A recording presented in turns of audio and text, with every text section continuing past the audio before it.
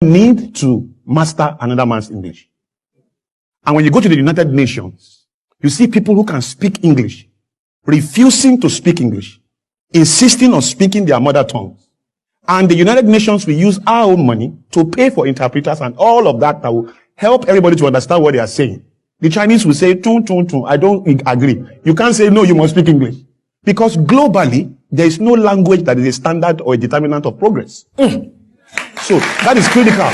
Now, here, English language is fantastic. There's nothing wrong with it. And I'm not saying we should take it away. I am saying that it is overrated. English language should not be a determinant of progress in our own country. It is not our fault. I'm speaking to you guys, right?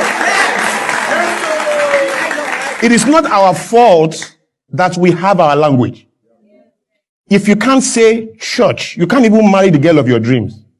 Because if you go to a house on Sunday and you say, we are going to church, and your daddy, the father of the girl says, where are you guys going? Say, we are going to church. That's the end.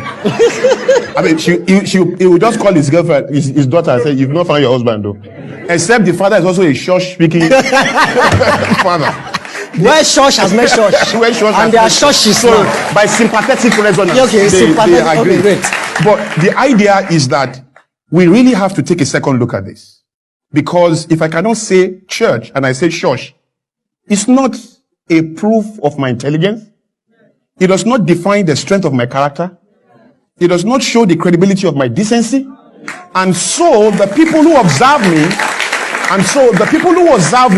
must have another kind of education that allows them to move beyond the limits of container, which is what the tongue can do. The tongue, your body, my suit, and everything I'm wearing right now is a container. My true content is the content of my character. And that has nothing to do with the way I speak. Now, this is the challenge.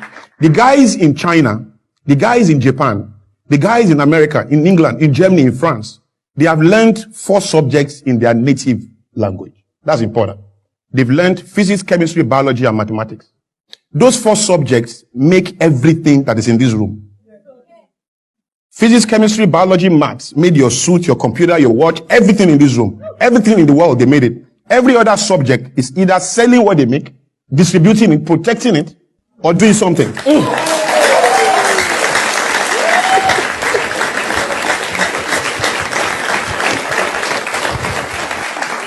Now, the idea is that because they learned those subjects in their native languages, I believe it aided comprehension. Look, why are the richest nations in the world, the first world countries in the world, why are these nations all speaking their native languages? It's just food for thought. Why is it that lingua franca only exists in third world nations and nations that have been colonized? Is it not looking more and more like an agenda to keep us small?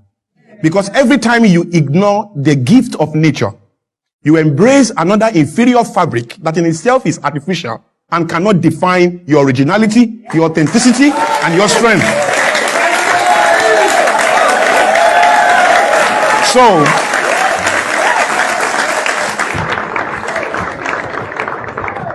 if there is a way that you can learn your subjects in your language, I'm telling you, you will do better. You will comprehend better. Now you then ask me, so how do we communicate nationally?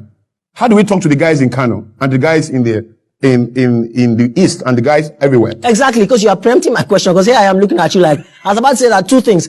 So what is your suggestion now that I speak Yoruba now on this program? And it's ironic because you are actually speaking the English, yes, and the intensity of the English is making these creatures clap. I love you all. And they are all clapping. So so what is do we see a bit of an irony here? Is that like a logical question to ask?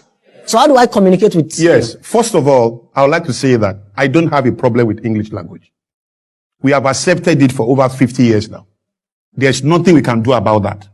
What I'm saying is, let us check it and put it in perspective, such that we can find a way to communicate, probably using the same language, but not hindering us from progressing. Because you can't even get a good job if you don't speak this language very well. And what is this language? This is a language that is artificial to you. Your nature is what is natural to you. And so I should judge you if you cannot speak Yoruba very well or you cannot speak Igbo very well. Now, pidgin is not an embarrassment. Pidgin is the proof. Pidgin is the proof of a people's struggle with an original language. So there's pidgin French, there's pidgin English, there's pidgin Yoruba. Most of the Yoruba you speak is pidgin. There's pidgin Igbo. Pidgin is proof of a people's struggle with an original language. So there's pidgin in every language. Clemens Westhoff is supposed to be the Super Eagles' most successful coach. Meanwhile, Super Eagles is the only team in the world. I hope you know. Okay. So this Clemens Westhoff was a Dutchman. He came to Nigeria, spent some time here, won probably every competition, took us to the World Cup for the first time. But how does he speak? Tomorrow we play, Yekini score, we win. That's how he talks. When he's training, come, ball, move. That's how he talks. He never shared one correct grammar in all his years in Nigeria and after he left Nigeria and before he came to Nigeria. Are we on the same page? Yeah. But he was understood by his players. He won matches and did great stuff for the country, isn't it? But nobody complained. When he's talking to the media, he's always shelling. There's no day Clemens Westhoff does not share. Tomorrow we play Kenya, we win, score. That's how he talks. I'm come tomorrow from Nairobi, we go camp. That's how he talks. All right? But you understand that he's not an Englishman. You understand that he's Dutch. But I doubt if that's what you really understand. I think what you understood really is that he's white. And because he's white, you can forgive that imbalance. Because Shina Peter said, I wish you soonest recover. Some years ago. It took him time to recover from that error. A long time. The media finished him. Everywhere. If I get here and I say,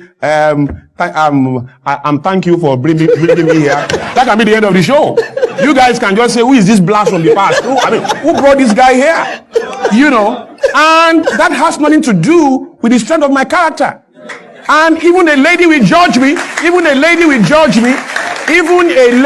judge me with my struggle with that particular grammar. And I could be the best guy in town in terms of kindness, love. Because how well I can speak this grammar does not communicate the strength of how I'm able to love a woman.